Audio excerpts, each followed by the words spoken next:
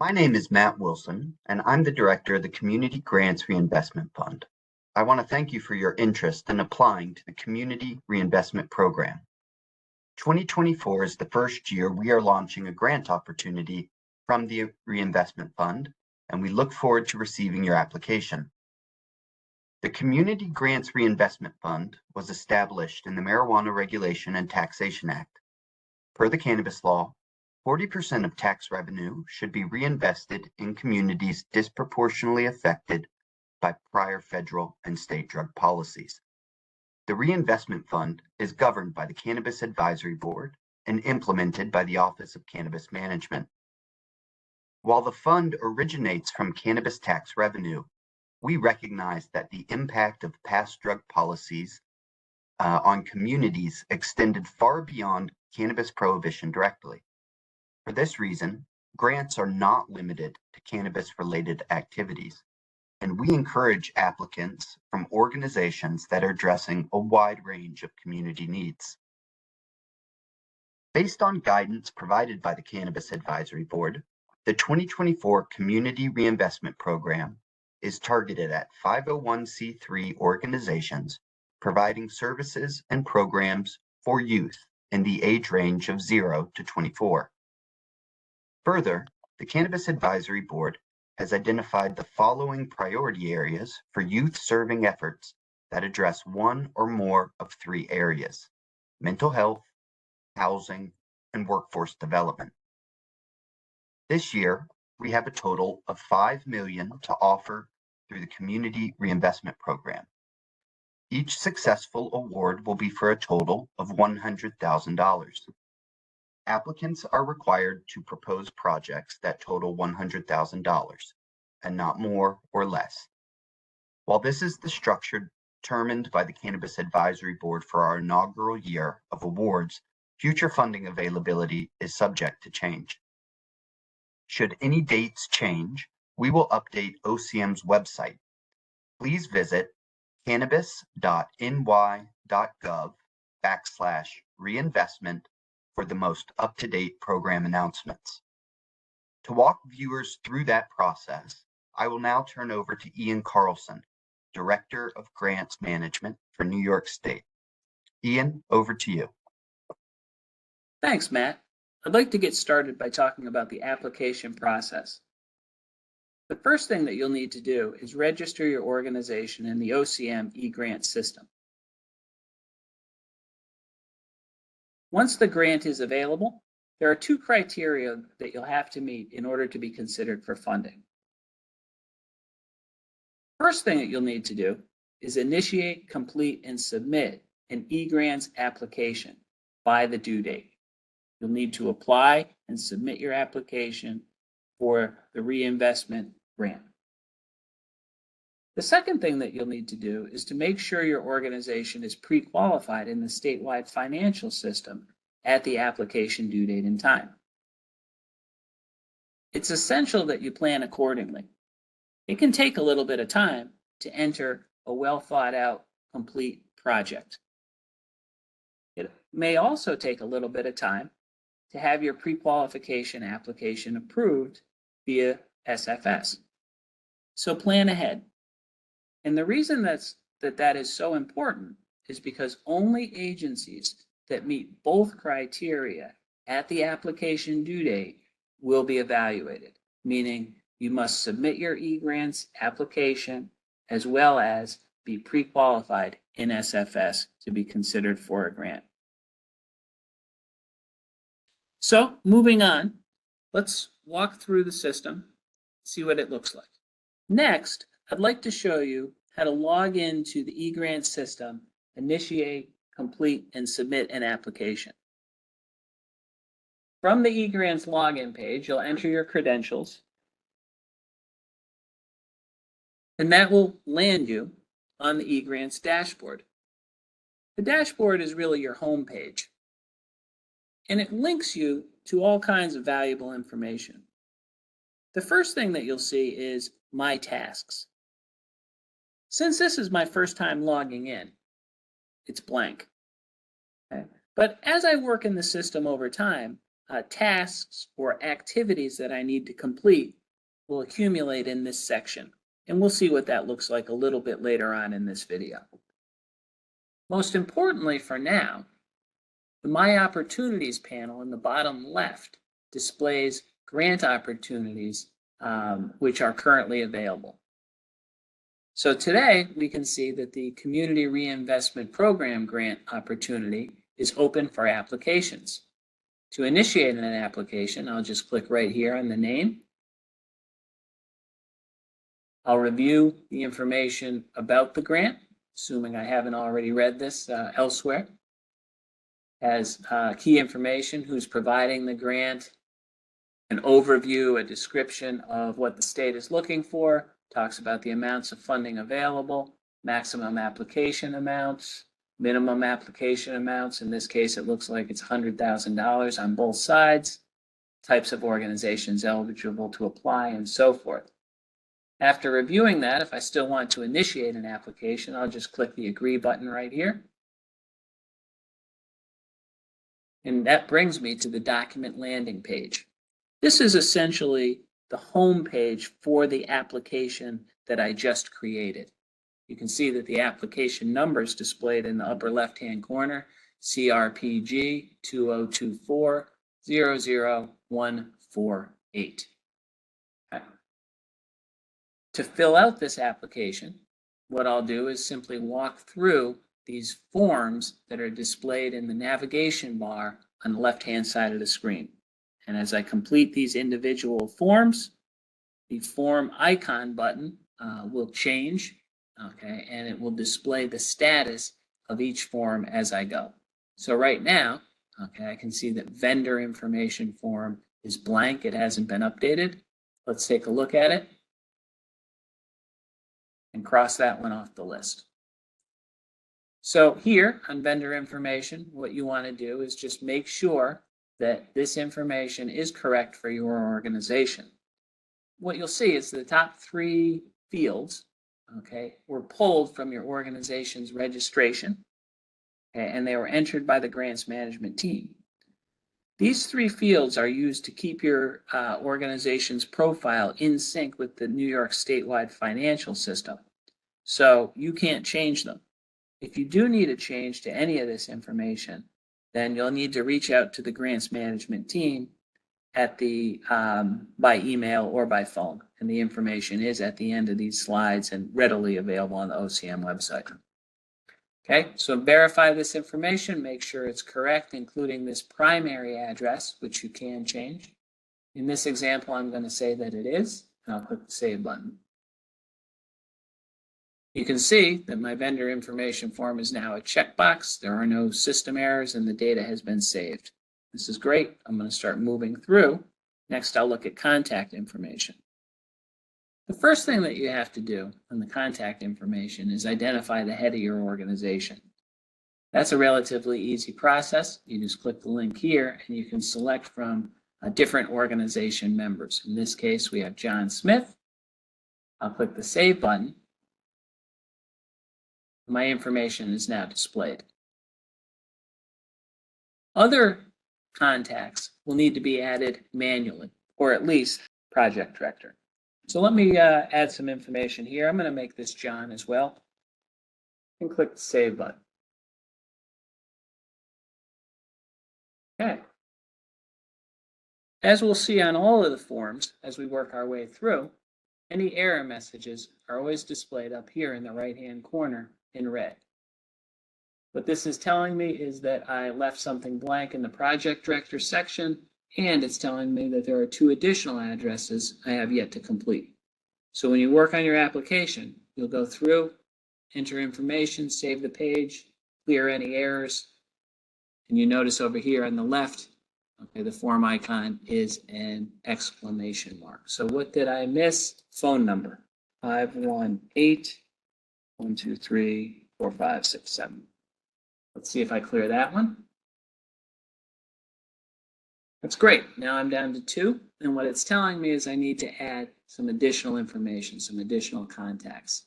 Here, I can just select if this information should be the same as the project director, and that's what I'm going to do.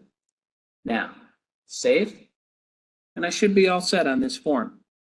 One of the most important things to remember, though, is that the contact information on this form is going to be used by OCM to reach out to you if they have any questions about your application.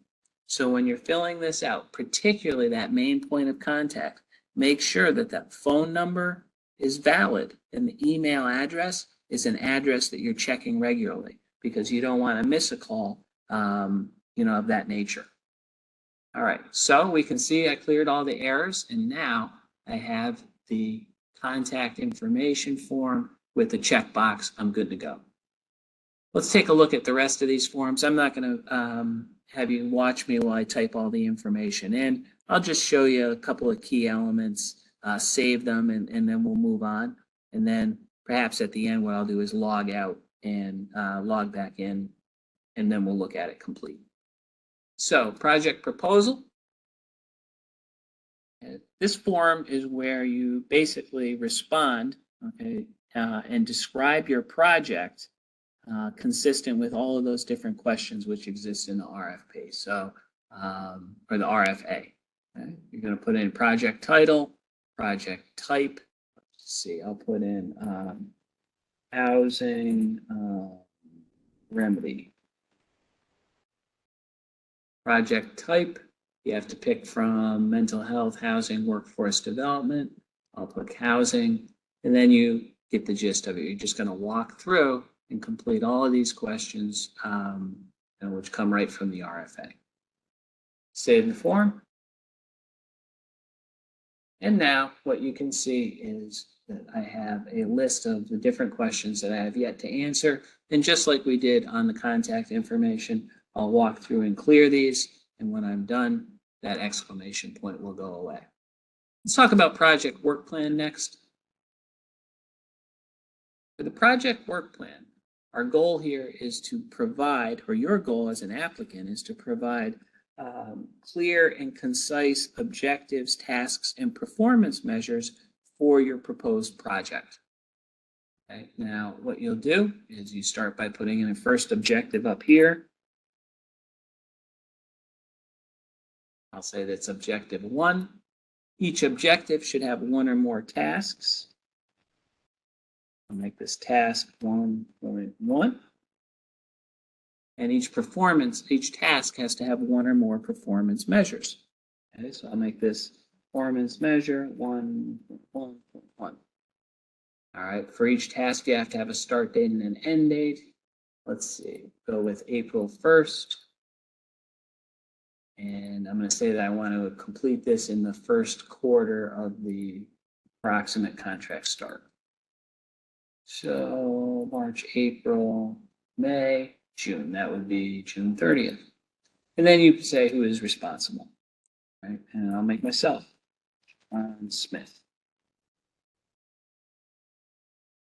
Click the save button, we'll see how we did. We did well, no errors. Okay, now, under this objective, if I wanted to add another task, I can just click this plus button here, and it would provide a new task right down here below this performance measure, and there would be a space to put a performance measure.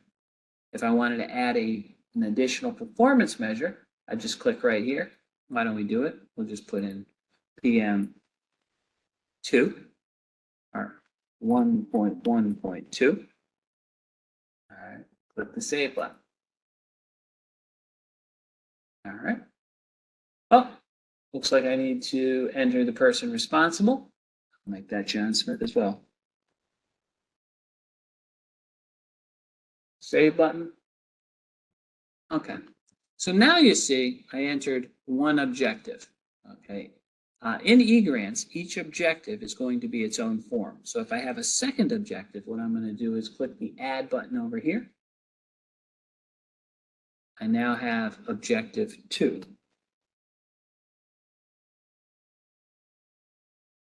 I'm going to save it, even though that I know I'm going to have errors because there's no task, performance measure, and so forth. And now I have a list of errors that I have to clear. I'm not going to clear them right now. The most important thing that I wanted to show you is now right over here. Okay, so the project work plan in the navigation bar, this arrow, okay, now is displayed to indicate that there is more than one work plan form. So by clicking on the arrow, all right, the different forms slide out and I can navigate between them. Let's go back to, we'll go back to 1. And now objective 1 is displayed. Okay, the exclamation point is here because I have errors on that page and I haven't cleared them. All right, but we're not going to do that right now. Let's move on. We'll go to application attachments. This is an interesting page. It has 3 sections. At the top, we have state agency documents.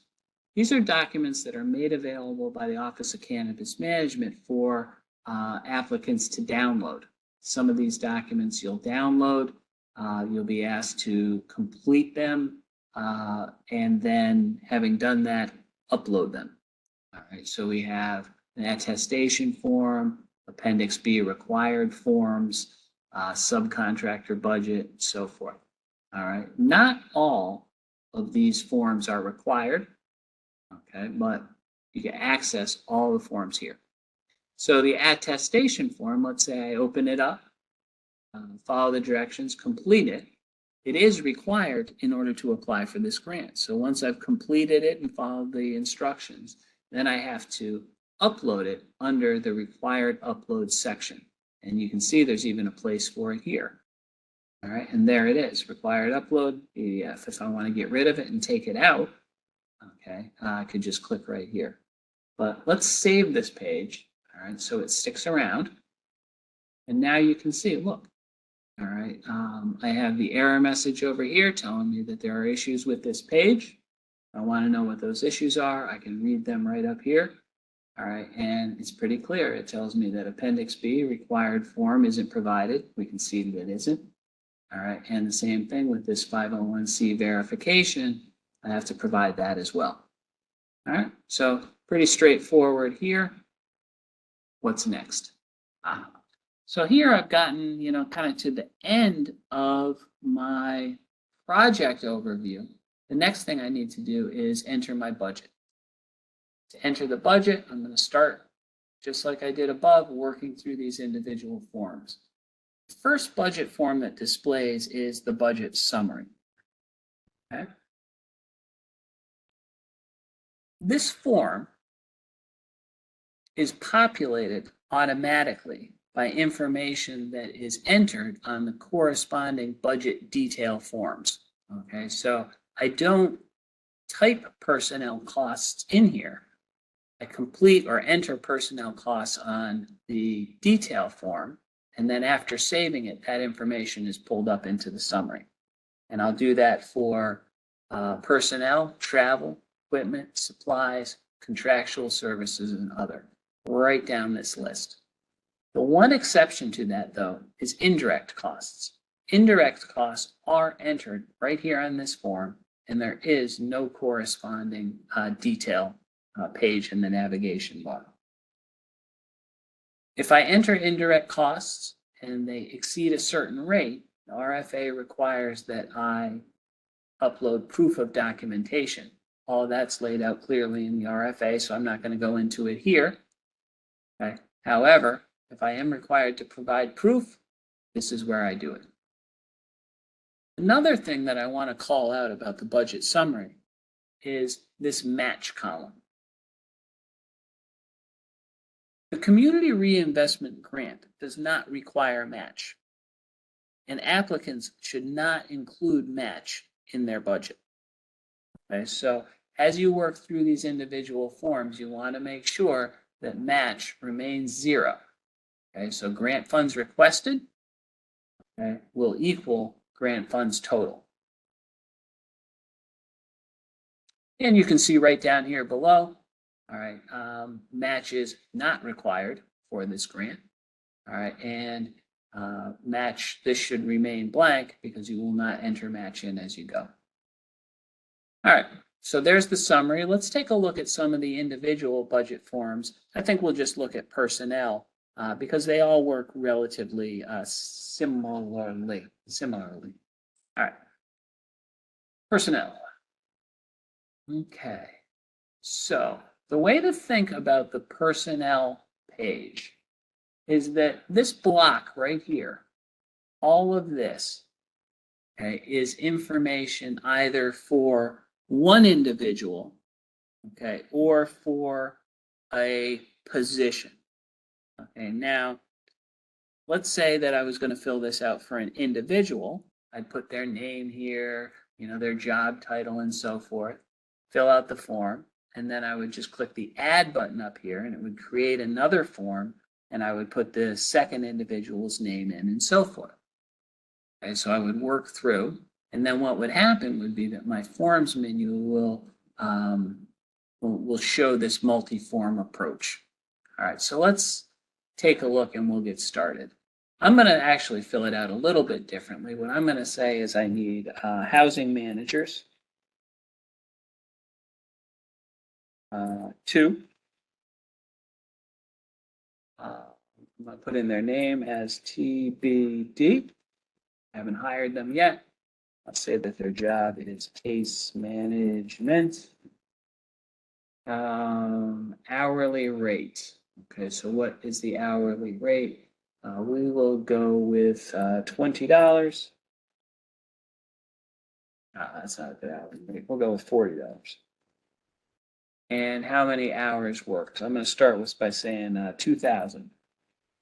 And we will see where that lands us. Okay, so I put in my housing managers by the hourly rate, how many hours they work. Now I'm going to click out of this field, and what you'll see is 2 things. Okay, first is that what the system did was it performed the calculations and put the result in total cost, and then it put it all under match. Okay, but remember I said just a moment ago, we don't want match in the budget. So what you would do is just put, in this case, 80,000 under grant funds requested, and when I click out, you can see that match reset to 0. All right, so here I have 80,000. Now, next thing I would do is I'm going to add benefits for this person or for these housing managers. And the way that I'll do that down here is I would click on the type of benefit. I'm going to say health insurance, dental and vision. I'm going to put description. Let's put general. I'll put in a rate. I'm going to go with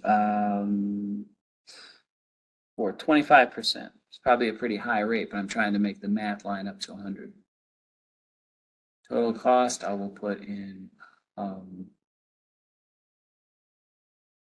just put in 20. Check out 20,000. You can see it put it right in there, okay, but I don't want it in match, so I'll just put in 20,000 over here. Okay. So now I have my total down here for this one staff position. If I wanted to add another staff position, I'd just click over here and I would build out my personnel section of my budget accordingly. I'm not going to do that. All right, let's save the page. If I get any errors, please explain how grant funds will be requested. That's a great error, and I'm glad that we got it. On all of the different budget forms, as you work your way through, okay, right down here, you'll see this narrative section. And that's where it's really important that you want to break out, exactly what you're using this, what the duties that'll be performed, how this is important to your grant. You can even get into a little bit of the cost analysis, particularly if it's a shared cost. All right, but today I'm just going to put in required. And I'll click the save button and we'll clear that error. All right, so I now have the checkbox over here and I can move through and I can complete some of these other budget forms. Real quick, I'll just show you the, let's take a look at travel, why not?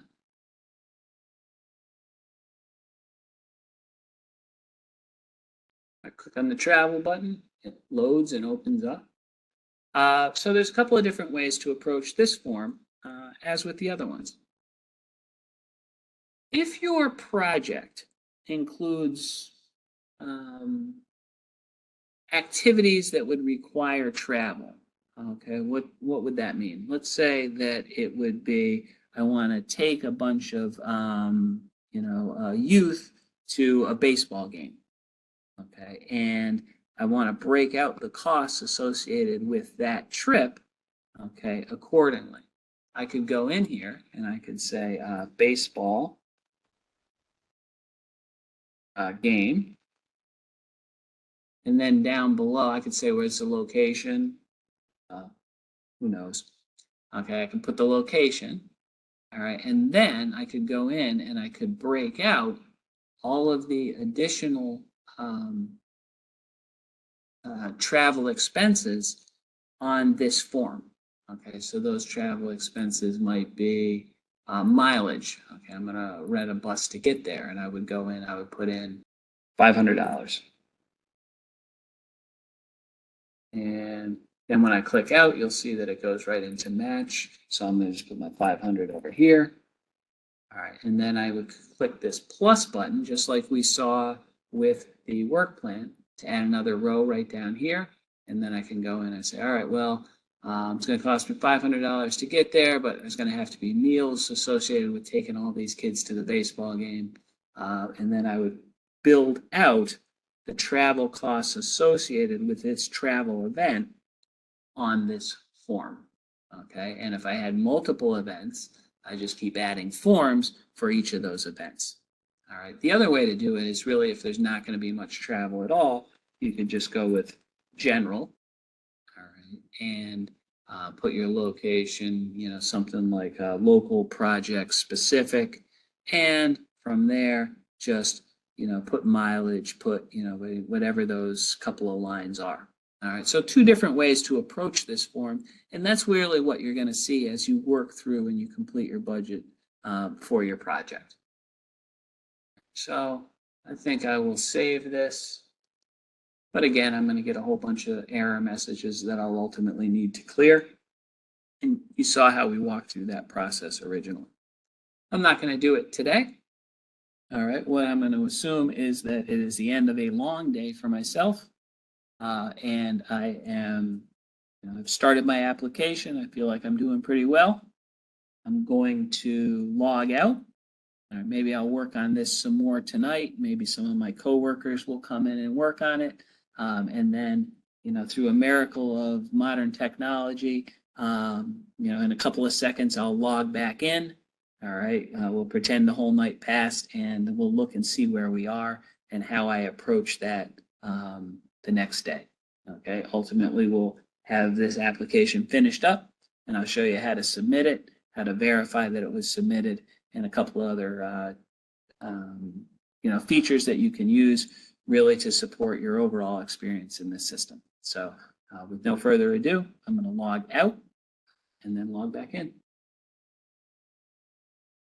So after logging out of the system, going home, maybe I've come back in the next day, it's time for me to log in again and see how I'm making out. Enter my credentials. And that brings me right back to the dashboard.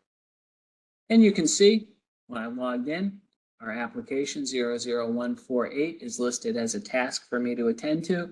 And it shows that my application is still in process, meaning it hasn't been submitted yet. If I wanted to create another application, a second application, I would do that by clicking on My Opportunities down below.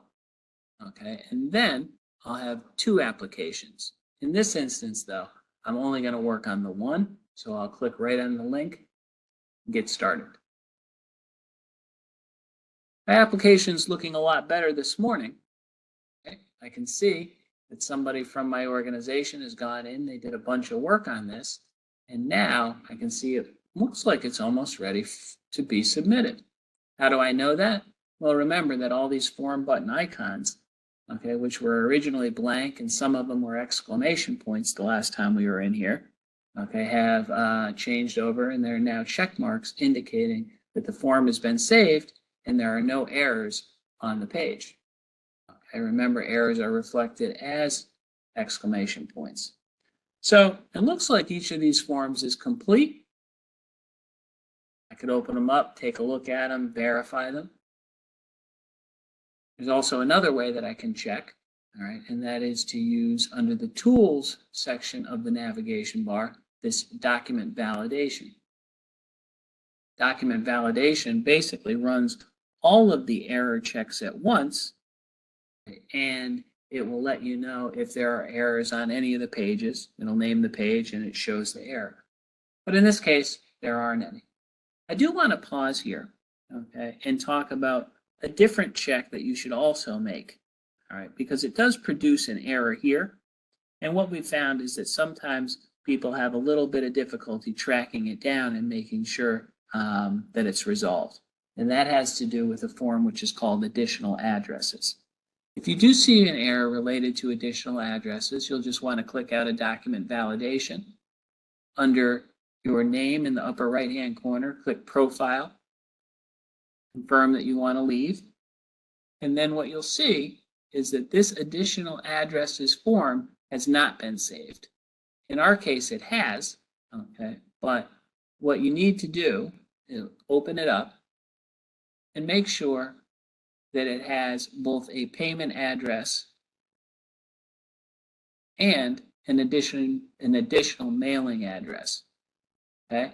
In this case, we can see that we have indicated, or the user who was here before indicated, that it was the same as the agency's primary business address, which is on the organization profile, org info. Okay. So they checked it and they did the same right down here, and that's good. All right. So if you haven't done this and you see that error message, that's what you do. Come here, verify the addresses are correct. You just have to hit this checkbox, click Save, and you'll be all set. Now I'll navigate back to my application. I will go to, let's go to the Home menu. I can see it's still right here under my tasks. And I'll go back down. And if I were to go into document validation, if I had the additional addresses error, it would be cleared. I didn't have it, so no point in going in again. Those are the two ways really that you can verify your application is complete and free from system errors. It always makes sense to recheck, make sure that you're also complete from the perspective of the RFA. Okay, but in this instance, I'm going to assume that that's been done. And now I'll show you how to submit your application. It's really pretty straightforward. Everything's happening from this navigation bar over on the left. I'll scroll down to Status Options and click Submit. Okay. One thing to keep in mind, all right, is that if you scroll down and you don't see Submit, it could be a couple of different things. The first would be that the application due date has passed. Okay, so you can't submit an application after the due date is passed. The Submit button wouldn't be available to you. All right, the other thing is you have to make sure that you're in the correct role to initiate and submit an application. We initiated our application. We are under the grantee official role. That's the most powerful of the eGrants roles. All right, so the submission button is available to us. The grantee administrator role also has the submit button. So if you don't see submit under your status options on your application, all right, it's most likely one of those two things. But if you can't figure it out, as always, reach out to the grants management team and they'll help you out. All right. So in this case, I'm just going to click submit. I'm good to go. And I get this pop-up. It's letting me know or asking me if I'm sure I want to submit. And it's reminding me that if I do so, I'm not going to be able to make any further changes. I'm going to say, okay, I'm good to go. And I get a message right here, status change message that says I've successfully submitted my application. You're also going to receive an email, so keep your eyes open for that. But I'm going to show you really quick another couple of ways that you can verify that your application was submitted using tools in the navigation bar. First thing to keep in mind, okay, is that you can use the status history tool. And what this does is it displays each status that your document or your application worked through to date. And you can see right here, John Smith, I originally initiated it on 10/9 earlier today, and then actually submitted it as well. So my application is in. Another way that you can tell whether your application has been submitted or not, another handy tool, is document messages down below. I'll click on document messages, run a search, and I can see that the system has notified me via its internal messaging that I now have submitted my grant application. I can click on this envelope right over here. I'll open up that message, scroll right down to look at it. To John Smith, Lake George Housing, your grant application successfully submitted, and it gives me some details about that submission. So a number of different ways that eGrants is looking out for you. Last thing I want to say, more on some of these other tools will become available as we move through from the application process for those organizations who do receive an award, as we start to work on contracts. And then as those contracts go through the approval process, we'll get into progress reporting, financial claiming, and things like that. You'll see, or you'll begin to use some of these other tools. But for now, we have the status history and document validation. And with that said, I'd just like to close out today and thank people for listening in. Again, if you have any questions related to this functionality, there are a ton of resources that are available to you on the OCM website, and you can always reach out to the grants management team by phone or email. That contact information is readily available on grants management website. Thank you much for your time today, and good luck.